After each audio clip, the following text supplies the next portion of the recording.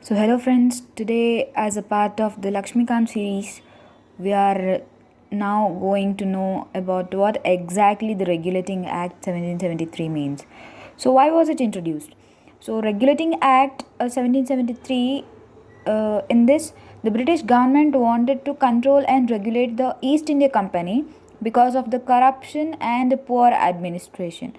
So, through this act, they have gained complete control over the East India Company's administration because of the corruption and poor administration. So, why is it important? Like, what is the importance of it? It was the first constitutional law passed by the British Parliament in India. For India, it was the first time the company's political and administrative functions were officially recognized, laid the foundational for centralized administrative in India. So since till that time, these Britishers were in India regarding the company rules, but through this act they have found a constitutional law for the India.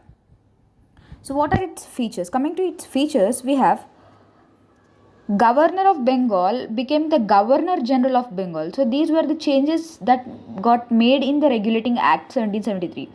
So till then, they were called to be Governor of Bengal, Governor of Madras, like that. So, but from the Regulating Act of 1773, Governor of Bengal became the Governor General of Bengal. So our the first Governor General was Lord Warren Hastings. So, an executive council of 4 members was created to assist the Governor General. The governors of Bombay and Madras were made subordinates to the Governor General of Bengal. Earlier, all these presidencies were worked independently. A Supreme Court was established at Calcutta in 1774. It had one Chief Justice plus 3 judges. Company officials were not allowed to do private trade, accept gifts or bribes from Indians. So through this act, what these were the changes that had happened. So Governor of Bengal became the Governor General of Bengal, and Madras and um, Bombay have become the subordinates to the Bengal, and also these three were working independently earlier, but now they have been subordinates to this Bengal.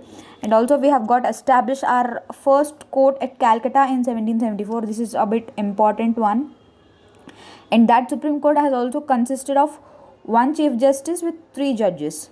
So through this, company officials were not allowed to do private trade or taking bribes from Indians. Also, the court of directors had to report the company's revenue, civil administration, and military affairs to the British government.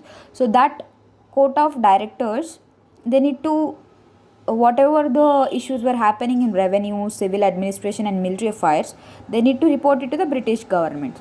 So in this regulating act, what we need to remember is it is the year is 1773, and the changes that were made were Governor of Bengal has become the Governor General of Bengal, and the first Governor General of Bengal was Lord Warren Hastings, and Supreme Court was established in 1774. See, the act has come in 1773 and Supreme Court has established in 1774.